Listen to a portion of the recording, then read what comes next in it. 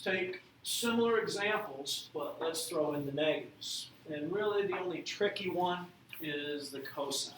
So, for example, we're up to number 4 here. Say I asked what the sine inverse of the negative square root of 3 over 2 is.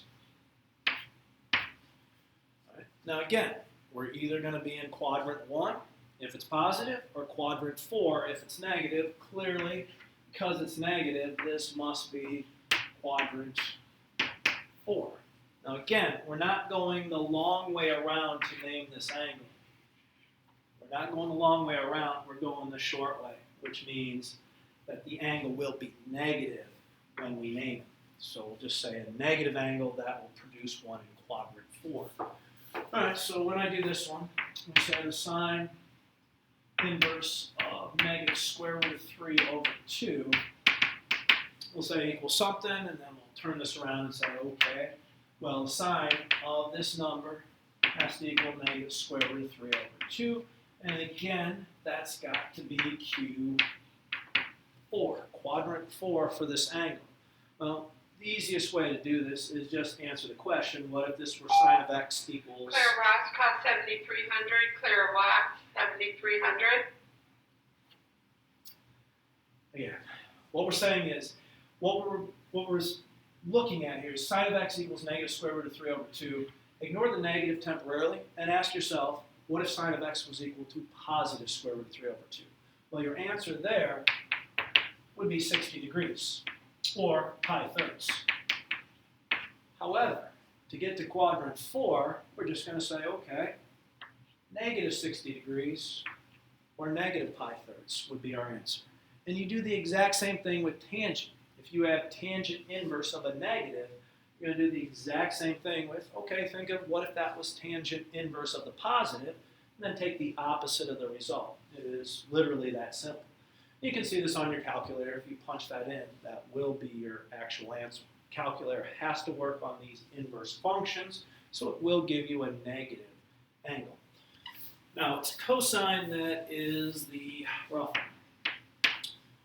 If I say, what is cosine inverse? And let's go negative square root of 2 over 2. You got to understand, I'm limited to the ratios I can really give. Square root of 3 over 2, square root of 2 over 2, a half. For tangent, square root of 3, square root of 3 over 3. There's only so many ratios we can do. So it's not like you're going to see a square root of 5 over 7. It's not going to happen. There's only so many ratios that produce our nice 30, 60, 45, or the quadrantals or references of those.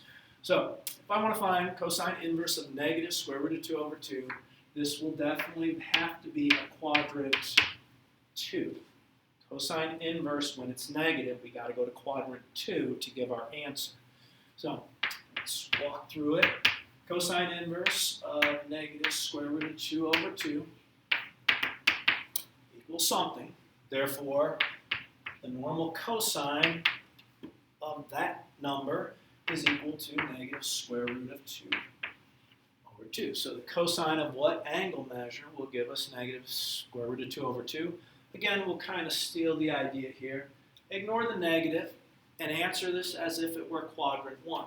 Now, I realize this will have to be quadrant 2. But if you say, okay, answer this as if it was not a negative, square root of 2 over 2, we'd say, well, 45 degrees. Problem is, we can't say, oh, just make it negative like we did for sine. Because negative 45 puts you in quadrant 4. Cosine is not negative in quadrant 4. If you recall the